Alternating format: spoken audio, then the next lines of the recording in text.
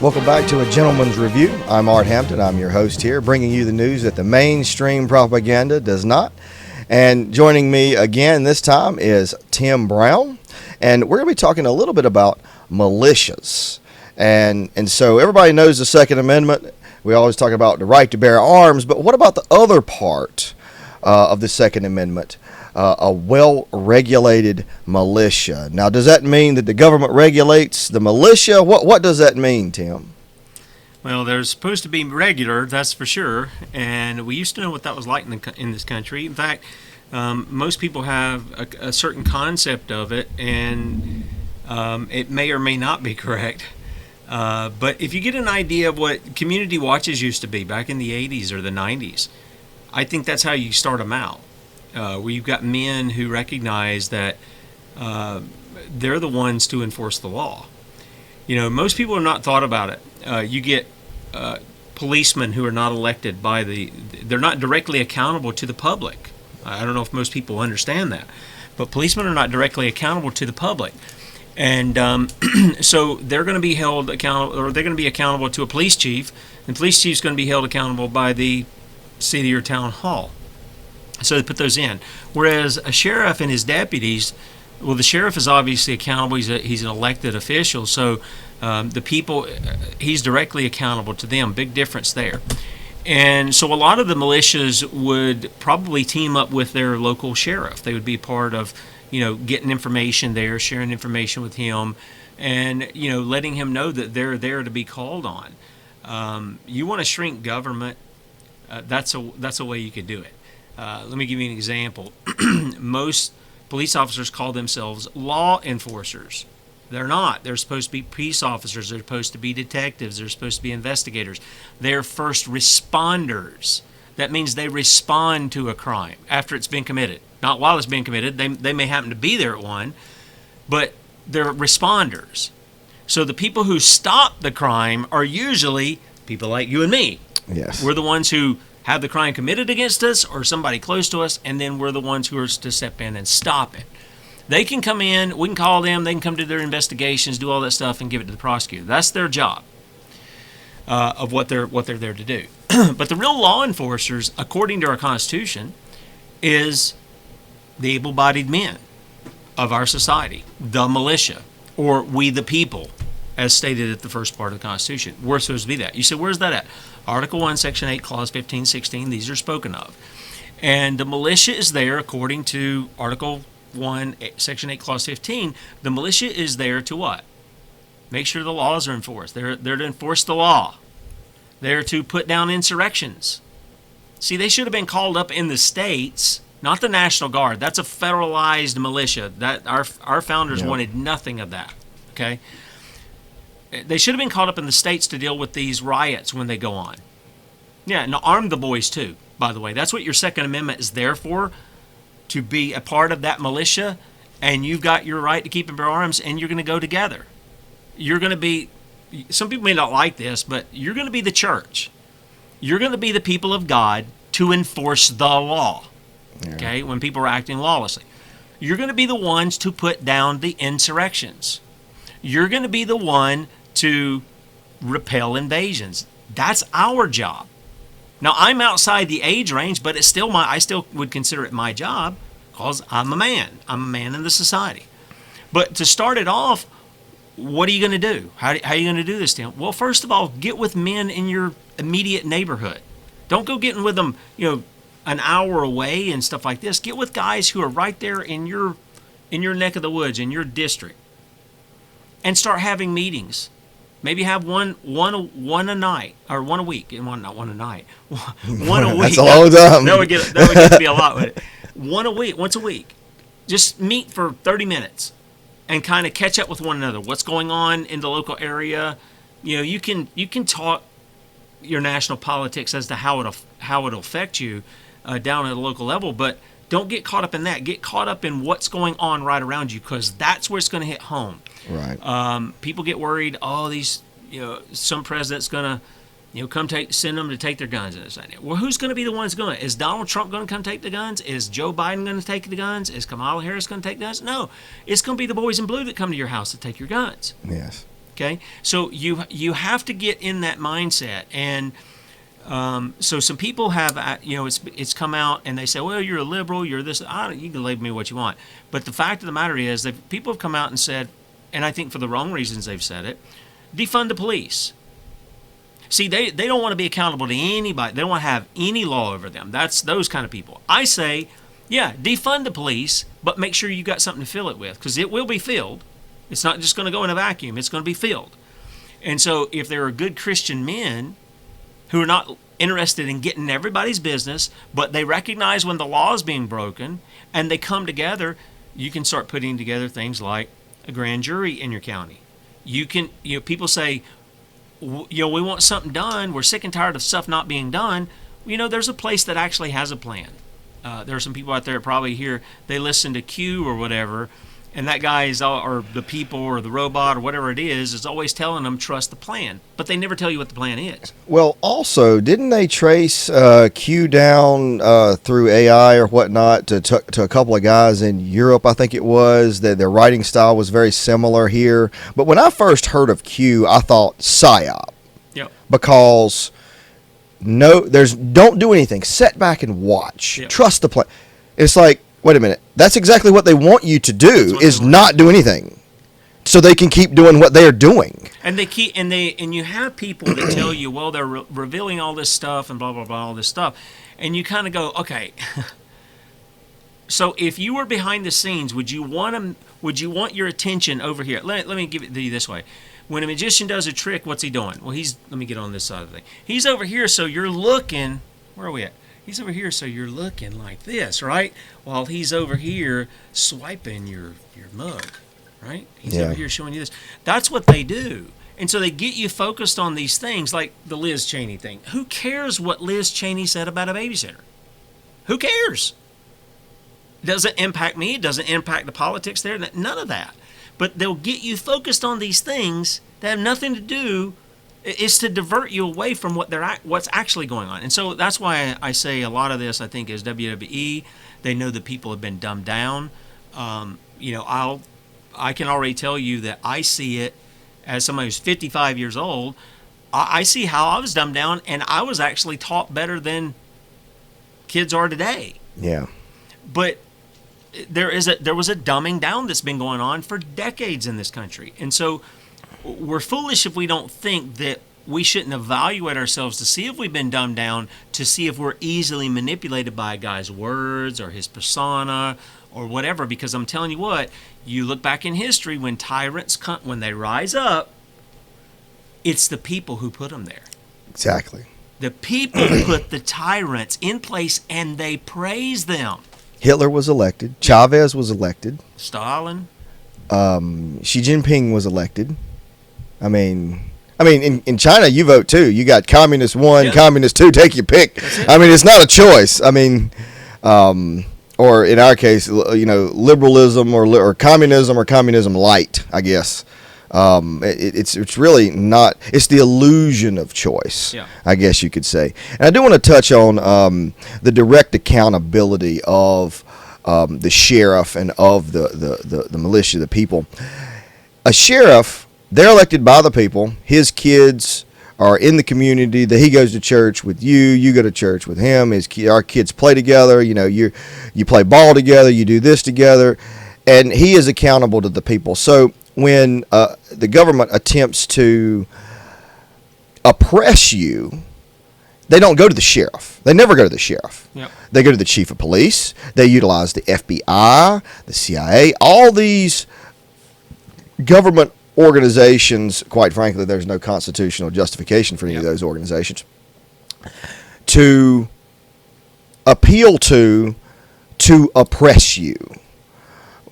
When the BLM riots were going on in Charlotte, there was some destruction in Charlotte. The local police there, the local sheriff there, the deputies were told to just sit back and wait, stand here on this corner, let them do their thing, we'll handle it. And they watched their own city burn. I'm like, how big of an idiot are you? You stood there and watched them destroy property and did nothing about it. I'm baffled. And that was just one place here locally. I mean, there's several accounts, a whole movies, documentaries made about it. I met one girl that did that movie for the fall of something. Was it the fall of Detroit or something? The fall of Minneapolis. The fall of Minneapolis. That was it. I met her and watched that movie. Good documentary. And that was just one place that it happened. It happened all over. And it just shows we don't stand up to tyranny anymore. I'm just following orders. Well, guess what? That's what Hitler's generals said during the Nuremberg trials, and they still got capital punishment enacted upon them.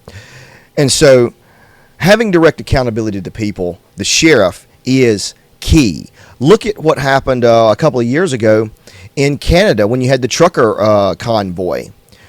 The Mounties didn't really want to oppress the people, so they brought in UN forces, people that weren't from there, people that weren't accountable to the people there to oppress them. Oh, and there's another hit on central bank digital currencies. The reason they got rid of the convoys, they froze all the bank accounts of the truckers. Cash is king. I mean, coin, silver. That's a little bit easier to trade with silver. You can buy a loaf of bread with silver. You can't. I mean, if you try to have a troy ounce of gold, that's kind of hard to you can get buy those a little bread. ones like I showed on the show the other day. They make the dollar bill worth of gold or the $5. How it's supposed to be really thin. It's really thin, yeah. but it's sturdy. I mean, it doesn't. It's not flimsy. That's for sure. I like I'll use the gold to buy a car or something, and I'll use the silver to buy bread and groceries and whatnot. Mash for I'll buy you some mash. You can brew some stuff. But yeah, so accountability to the people is very important. And if you look throughout the 20th century alone, every single communist dictator had his personalized, nationalized police force, not beholden to the people, but beholden to him. Hitler had the SS. Didn't Lenin? He had. Didn't he start the? God, I'm losing my mind here. KGB. KGB. Mao Zedong had the secret. Mao Zedong had the secret police. Castro had his own thing. Mussolini had. I mean, you name it. Every single communist dictator of the 20th century alone had his own nationalized police force. And I think that's what they're talking about. Defund the local police, your sheriffs, so that the national police forces, FBI, CIA, whatever, you name it, SS, KGB, can come in and help them. Because they're funding the riots. Riots, ensue, and then they just let it happen, and then they can turn around and impress the people. Is that not a good assessment of it, or do you disagree? I think that's exactly where they want to go. But when we're talking about a militia, we're not talking about you signing up for so many years or anything. This is completely voluntary, and it'll be the men who want to do it. And if you're looking to do it, when I was talking about a plan a minute ago, I was making a comparison with the people who are following the Q stuff with what the guys at tacticalcivics.com are doing. I mean, those guys have an actual plan, 19 steps, and they lay it out for you what they're doing, and they've been working at it for over a decade now. That I've been working with David Zuniga over there, and they have a plan. It's a real plan. And they've really started to take off and started to gain some momentum here over the past few years. But the main thing was to educate the people as to who they are. They are the government. We are the government. We are the employers. And those people that think they're elite and think they know better than us are our employees. And if you own a business and your employees are acting up, if they're committing crimes against you, if they're stealing from you, if they're doing all this, you don't continue to let them be there. Right. You prosecute them. You fire them and you prosecute them, which is what our Constitution allows to have, both in the Congress and on the judicial bench and in the Oval Office. You can impeach and remove all those people, and then you can prosecute them as well. We don't want to prosecute, and I'm going to tell you why. Because we've been given a false gospel too. It's a false gospel that says God saves you in your sin, not from your sin. He saves you in it. And he leaves you in it, and he's okay with leaving you in it. And people think, oh, it's just the grace of God. That, I know I sin and you sin, everybody sin. Okay, that's not what Scripture says. Scripture says, and we just went through it with 1 John, it says, the one who's born of him does not sin. They don't live it as a pattern of life. That's not what it is like anymore. They don't do that anymore. So if you're still doing that and thinking the grace of God is covering it, you're deceived. I mean, Paul couldn't be any clearer than naming out the list of sins. Says if you're doing this, if this is you, if this is the pattern of your life where you can be labeled this, you don't have any inheritance of the kingdom of God. And that then leads over into the issue that we're facing now in the public sector, which is nobody wants to bring justice because they don't want justice being brought on them. Yeah. That's really the issue. And look, I don't want justice brought on me. Okay? I confess my sin too. But the fact of the matter is, there are things that are being done that's destroying people's lives. And then you have the political idolaters out there holding up their sacred cows, and they've got names and faces on them, and they say, we got to support them no matter what. And you know what? Donald Trump was right years ago when he said, I could shoot somebody in the middle of Times Square and still have not lose any support. He just unleashed something that killed more than 20 million of fellow Americans, and you're still supporting him. You want to put him back in there, some of you. This is the mindset that we're getting in, and I know some people think I'm being harsh on you, but I'm not. I'm saying that's there. Now, how do you deal with it when your representatives won't deal with it? I mean, you mentioned Matt Trewhella. He goes down to the doctrine of lesser magistrates, and we had him on, I don't know, a long time ago, many years ago. Need to have him on again. Yeah, we've had him on several times, but when he was on, when we talked about it, I said, Matt, what happens when you get down? You can't get your sheriff to do it. You can't get he's the highest. You can't get any of the. He says you can't get the dog catcher to do it. No, you can't get the dog catcher. Well, then that leaves it to the people. They are the final magistrate, if you will. Yeah. Because in the end, we're the government. We are not in a time like Paul would write, where there's a Caesar or there's a king. We have one king. It's Jesus. That's it. He's the only one. All the others are imposters. But the fact of the matter is that we have one king, and what happens when our servants, when our employers or our employees won't do their duty? Well, it's up to us to go and deal with them. So the militia allows that. Tactical Civics lays out grand juries in the counties. They want things open to where the people can submit the evidence and then petition the judge to convene that grand jury. They want to put the evidence in and petition the judge to convene the grand jury. Grand jury can then bring about indictments, and the indictments can be served by the sheriff's office or by the militia or whatever the case may be. But one of the things that's so important about militias is if you have, we hear the attacks.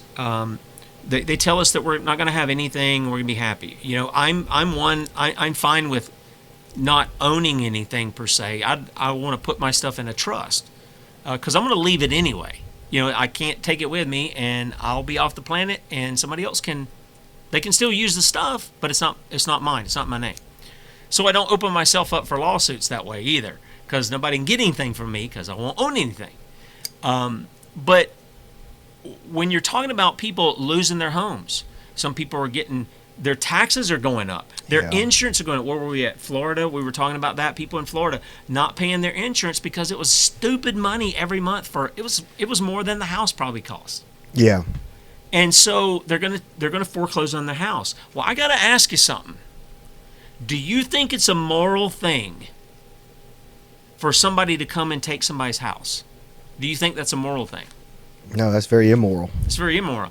In fact, when you go back to the scriptures, what you'll find is that God told them, even when a person gave them their cloak, like for collateral for what they're doing, that he told the person that they gave it to, he says, you give them their cloak at night. Once they're done with the work, you give them their cloak at night so they have something to sleep. So they're not sleeping naked. They're not getting cold, right? Simple thing. How much more a house? You're going to kick a family out of a house because they didn't pay immoral property taxes? Do you know what the Bible says about exacting things from people?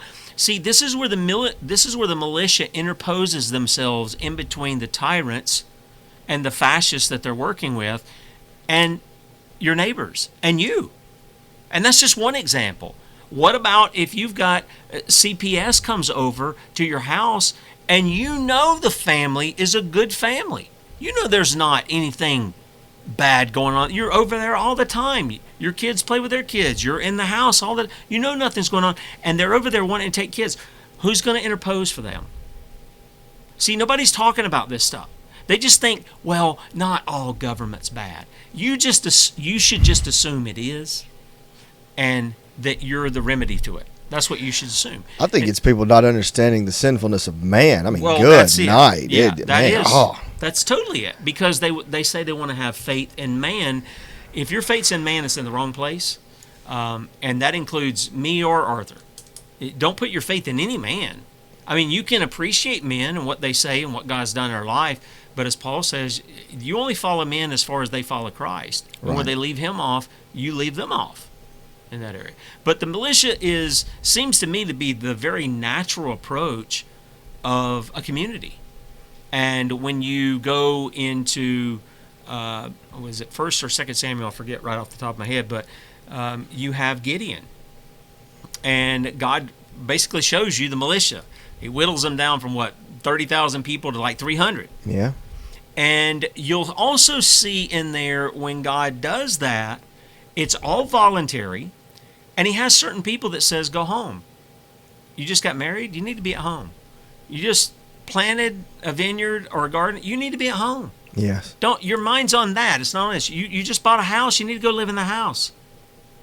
And he gets them down to where the guys don't have any other obligations except the fight that's in front of them, and that's who he wants. And he shows himself strong in the midst of that. And I think he can do the same thing here. Some people say, well, you got to have a lot of people. No, you don't. 3%, I think, is the turning point. Yeah, I don't even know that you need that, to tell you the truth. David's talking like you might need less than that. Maybe. To really make a change. Just look at what the Sodomites have done. 1-2% of the population, if that. If that, yeah. And look at what's being pushed. Let's look at what's being pushed to the forefront. So if Christians get their mind to do what you said, what Matt quote was to practice their Christianity. And I'm talking about beyond just the love and good works that we see towards individuals, but with our government, if we begin to do that at the local level and care for our neighbors, that would be a part of caring for our neighbors, would be getting to know them, building them up. When I was saying this militia is the church, think about what it is. What were your representatives first called? They were called assemblymen. Mm-hmm. And what is the church? Was the ecclesia. That's the Greek word. It means the assembly. They were the assemblymen. They were the representatives of the assembly. That's what they did in government. So we need to get back to that mindset that says these men need to be upright. They need to be righteous. If they can't, listen, I take also from Scripture what it gives us about the man of God in the pulpit. If he can't rule his own house well, he can't rule the people of God. And I'm telling you, if a man can't rule his house well, he has no business being in civil office either, because he can't rule that either. Absolutely. Same thing. Absolutely. And if you look at all the qualifications for an elder, every single qualification has to do with his character. Yeah. There's only one thing he needs to be able to do, and that's able to teach. Yeah. Everything else has to do with his character. And I've said this time and time again. You take me a candidate that doesn't know the game, that's green, that has character, and I can work with him. I can teach him the game. That's not the problem. The problem is you get spineless people. They go down to Columbia. They go to D.C. They go to your school board meetings. They go to your county council meetings or county commissioner in some states. And they don't have a spine. They take counsel from the wicked, and they end up following in line, lock, step, and sinker. I mean, it's the way it is. But if you have someone with character, someone like in South Carolina here, Rob Harris, who's willing to stand up for certain things and even be called names, even Josiah, for standing up for, I believe it was the preborn, saying, hey, if there is a child there in the womb, they should have the same rights as someone out of the womb. Oh, well, we got to think of the mother. The mother's a victim too. Oh, well, we can't do that. What about rape? What about yada, yada, yada? What about this? What about that? It's like, Now, is there an image bearer of God there or not? And if there is, to destroy that is murder. Period. There's no ifs, ands, or buts. Yeah, and this is where you could have your militia come in, because as far as I know, we don't have any law that protects you murdering other humans, other people. I don't think we have any law that does that. So in your counties here in South Carolina, your militias could get together with your sheriff, and if he's got a backbone, and you've got an abortion clinic, you can go shut that thing down. This is not hard to understand. It really isn't. If you had gang members there, like we've seen in some other areas of the country, if you've got gang members in there, do you have to wait till somebody decides they want to put it on the ballot or they want to bring it up in Congress or something to go deal with it? No, you go deal with it then. Or you should be dealing with it. I know the police aren't dealing with it, which shows you, okay, just further makes my point. If you want it, if you want justice, if you want liberty, if you want people to quit, you're going to have to get rid of all this stuff. Yeah. And you're going to have to start bringing it yourself. And I don't mean in some lawless fashion. I mean according to what the law says. You can do it. Yeah. But don't tell me to go vote for whoever your guy is and that's going to fix it when you won't get up and do your duty. It's a duty. Listen, you have rights not to just do whatever you want to do, but to do your duty before the Lord. The reason they're not allowed to infringe on your right to keep and bear arms, which they do all the time, and it's because you don't smack their hand when they do it. The reason they're doing that is because you're allowing them to do it. Yeah. You're allowing them to do it. So as long as we keep allowing them, now they're talking about they passed the bill in the House for wanting to basically remove parts of the Bible. You can't say that Jews killed Jesus or any of this stuff. By the way, it's kind of interesting. Jesus didn't give himself to jury. I keep having people say he was a Jew, and I'm like, well, wait a minute. He was opposed to those guys. Well, anyway, that just shows you how great. Who is it? The Mossad, the grip they have on our Congress. Sure. That Benjamin Yahoo gets in front of Congress and begs for money. Yeah. That's how good their lobbyists are. Yeah, and if people will notice, Article 1 gives no authority for us to be giving money to Israel any more than it does the Muslim countries, Russia, China, anywhere else. Well, here's the thing. It's redistribution of wealth. It's the difference between Trotskyism and Stalinism. That's the very thing. You got Trotsky wanting to redistribute the wealth to other nations, and Stalin wanting to keep it in Mother Russia. It's like the difference between a Democrat wanting to redistribute the wealth one way, or a Rhino Republican wanting to redistribute it a different way. That's the battle that you see. It's not if we're going to redistribute the wealth, it's where are we going to redistribute the wealth. Yep. And all of it at its very core is communism. Now, they won't call it that. They'll say, oh, well, it's crony capitalism. Well, if the shoe fits, it fits. Yep. It's in the very first chapter. Take from the bourgeoisie, give it to the proletariat. Read the Communist Manifesto. And you don't have to read very far. Chapter 1 talks about that. Yep. I mean, and people don't, I don't understand. They just, I guess they're just stuck in the matrix, or they're just blind or something. I feel like one of the prophets in the Old Testament just crying out in the wind going, hey, and then nobody's listening to me. Yeah. Well, the one thing that the militia does is it offers people a real solution that you don't need DC for. It's true, the militia does get called up by the president. That's in the Constitution too. But it's funded, and the training and all that is funded by Congress. And you go get your officers, you put them before your state deal, and you got your militia set there. And I would highly, say do everything out in the open. Michigan militia used to do everything out in the open. Norm Olson, you ought to go and watch Norm Olson after the what was that?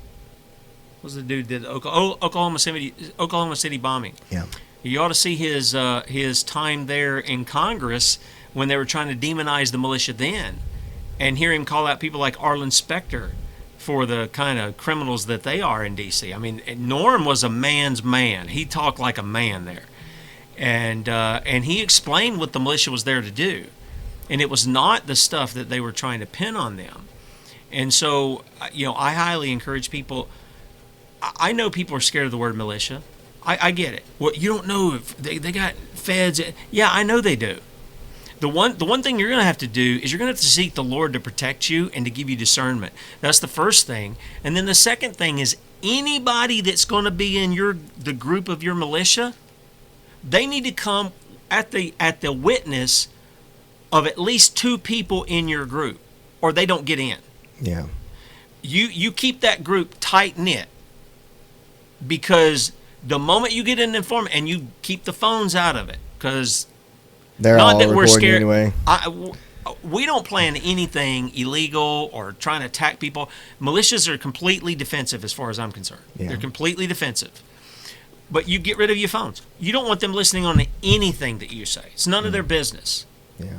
And you inform people, you inform each other what's going on. That's the basic goal right there. And then as you go train with each other. Maybe take a month, once out of a month, and go train together. My friend down here in Georgia, lost his name. He's an older pastor and a good Confederate brother. And, I mean, he'll train you. He trains police and military from all over the country. And go down there and train with each other over a weekend. He'll preach to you. He'll feed to you. He'll feed you and train you. I hear even though he's quite old, him and his wife can put some bullets through the same hole at about, 10 yards or whatever. I don't know. But they can put it through the same hole with a handgun.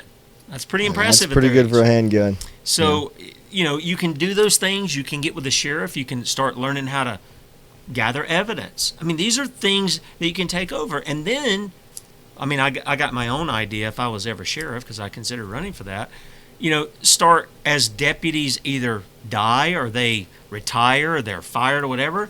Start saying, all you guys in the community, you want to be militia, let us help train you and train them. Let them volunteer. If they want to come in once a week and they can serve, for a couple hours, let them do that. That starts slimming down government, and it starts putting government really back in the hands of the people instead of elected bureaucrats or elected and appointed bureaucrats and stuff like this running the show. The people actually have not only a voice in what's going on, but they actually have their bodies and their actions in the midst of it as well.